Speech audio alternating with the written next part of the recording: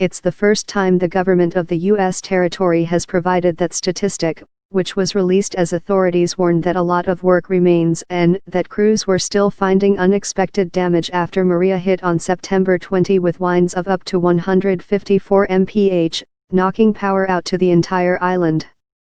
Officials said 55% of Puerto Rico's nearly 1.5 million customers have power.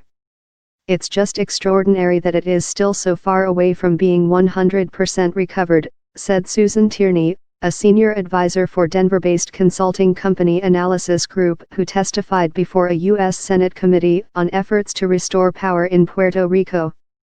I'm not aware of any time in recent decades since the U.S. has electrified the entire economy that there has been an outage of this magnitude.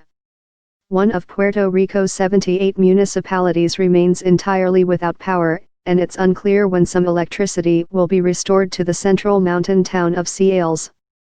Crews this week restored power for the first time to parts of the southeast coastal town of Jabucoa, which received the first hit from Maria.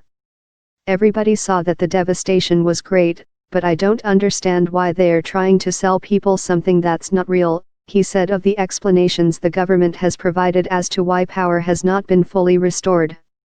The first month was lost to bureaucracy and an uncoordinated reaction.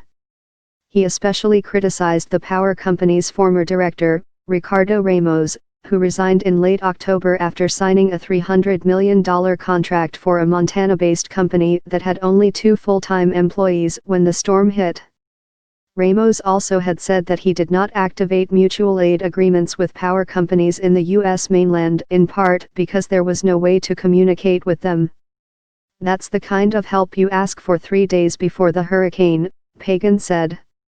The U.S. Army Corps of Engineers has said that power will likely be restored to all of Puerto Rico by May, noting that reconnection efforts have been slow-going at times in part because of the island's rough terrain, lack of supplies and an aging infrastructure that was not maintained given the island's 11-year recession.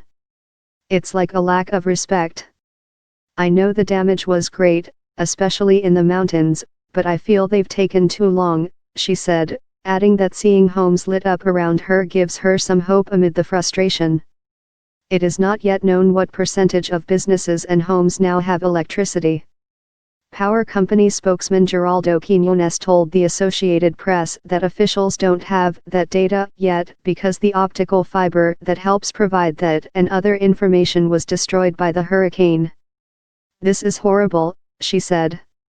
I didn't think it would take so long to have only half of Puerto Rico with power 3 months after the hurricane, that's worrisome.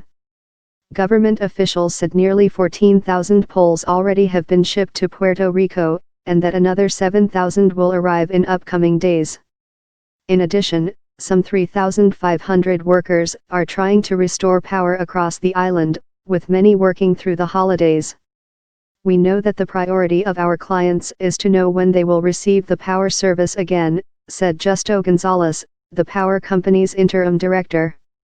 Maria severely impacted most of our energy infrastructure.